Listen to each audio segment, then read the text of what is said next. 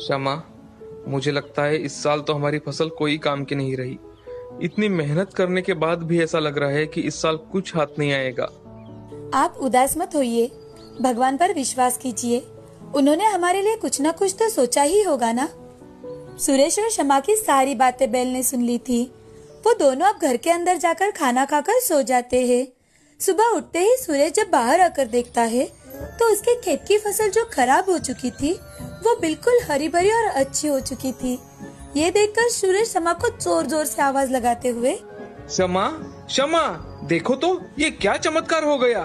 कल शाम को हमारे खेत कैसे थे और अब देखो, मुझे तो यकीन नहीं हो रहा एक रात में ये कैसे हो गया। तभी बैल की ओर से आवाज आने लगती है। वो सुरेश से, सुरेश, तुमने मेरी बहुत सेवा की है, तो उसका मेवा तो तुम्हें मिलना ही चाहिए था ना। ये कौन बात कर रहा है? सुरेश, घबराओ मत, मैं तुम्हारा बैल बोल रहा हूँ। तुम मुझे जंगल से उठा कर लाए और मेरी सेवा की। मैं एक जादुई बैल हूँ। जब से मैं इस धरती पर आया हूँ, मैं बहुत से लोगों के पास गया, लेकिन किसी ने मेरी इतनी सेवा नहीं की। तुम अकेले इंसान हो जिसने मुझे एक अच्छी जिंदगी दी, मेरा ख्याल अपने बेटे जैसा रखा। अब से मैं तुम्हारा सेवक हूँ। तुम्हें जो चाहिए वो तुम्हें मिल जाएगा। बैल की सारी बातें सुनकर सुरेश और शमा दोनों बहुत खुश हो जाते हैं। अब धीरे धीरे करके सुरेश एक बड़ा आदमी बन जाता है। साथ ही अलग अलग जानवरों के रहने के लिए खेत में ही वो व्यवस्था करता है और सारे जानवरों की अच्छी से सेवा करता है। इस कहानी से हमें यह सीख मिलती है कि जिस जानवर ने हमारी सेवा की है उसे उनकी उम्र होने पर छोड़ नहीं देना चाहिए, उनकी सेवा करनी चाहिए।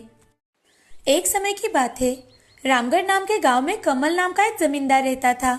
उसका घर बहुत पुराना होने की वजह से वो अब नया घर बना रहा था और घर की खुदाई का काम उसका बेटा जीवन कर रहा था। अचानक खुदाई का काम रोककर जीवन अपने पिताजी के पास दौड़ता हुआ आया और अपने पिताजी से,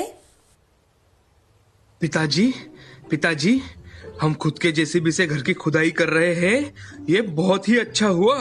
अरे हाँ बेटे, पैसे बचते हैं, इसीलिए तो मैंने नया जेसीबी खरीदा है।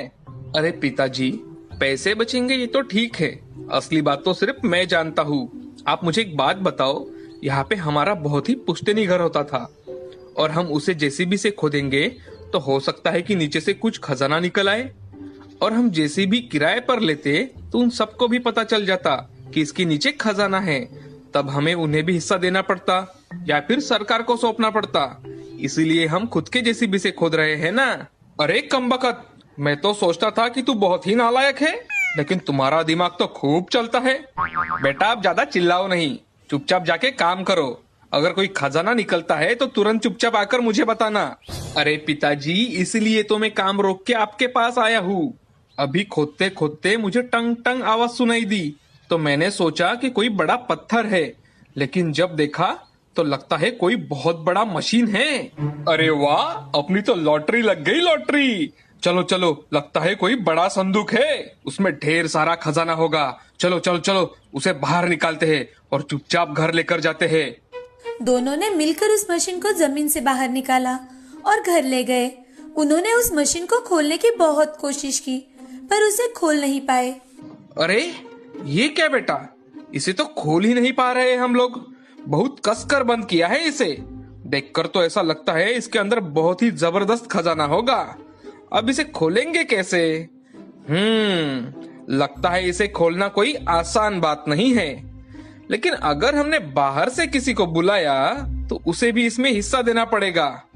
अब क्या करें? बाप बेटे दोनों मिलकर उस मशीन को खोलने की नाकाम कोशिश कर रहे थे कि तभी कमल की पत्नी उमा वहां आ जाती है। क्या हुआ? दोनों बाप बेटे माथा पेची क्यों कर रहे हो? मुझे ये तो बताओ, समस्या क्या है? मैं चिटकी बजाते ही आपकी समस्या हल कर दूंगी। हाँ हाँ हाँ, क्यों नहीं। तुम तो आइंस्टाइन की बहन जो ठहरी। हम इसे समस्या बताएंगे और 5 मिनट में ही हल कर देगी। बताओ बेटा, अपनी माँ को जरा बताओ। माँ, ये एक बहुत ही अद्भुत मशीन है। जब हम नए घर की नींव बनाने के लिए खुदाई कर रहे थे, वही हमें ये मशीन मिली है। इसमें जरूर कुछ खजाना है माँ, लेकिन समझ में ये नहीं आ रहा कि इसे खोले कैसे। जीवन की बातें सुनकर उमा ने उस मशीन को ऊपर से नीचे तक देखा और अच्छी तरह से जांच करने के बाद ना ये खजाना है और ना ही ये संदूक है, ये तो आलू चिप्स मशीन है।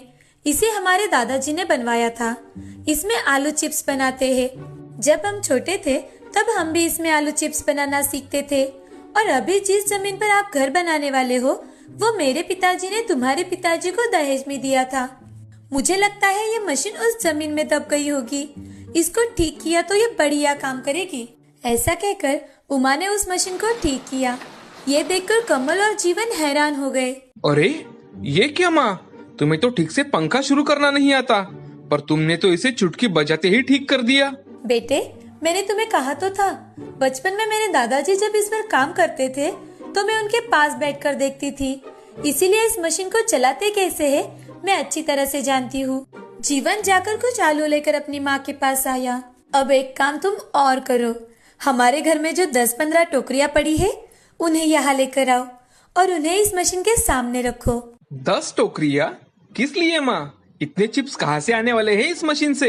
सिर्फ मैं जो कहती हूँ वही सुनो। जितनी टोकरियाँ है वो सब लेकर आओ। जब खुद देखोगे तब समझ में आ जाएगा। जीवन अपने घर की सारी टोकरियाँ लेकर आता है और मशीन के सामने रख देता है। फिर उमा अपने पति से, अजी सुनो, यहाँ आओ और ये एक आलू अपने हाथों से इस मशीन में डालो। कमल ने आलू को मशीन में डाला। बस एक आलू उस मशीन में डालते ही सामने रखी सारी टोकरियों में आलू चिप्स गिरने लगे।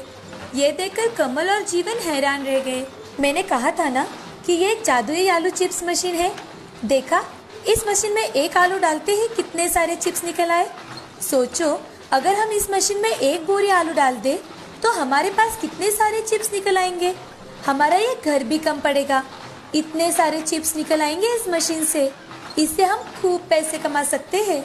तब से कमल और जीवन आलू चिप्स मशीन से ढेर सारे आलू चिप्स बनाते हैं और उन्हें बेचकर अपना जीवन व्यतीत करते हैं।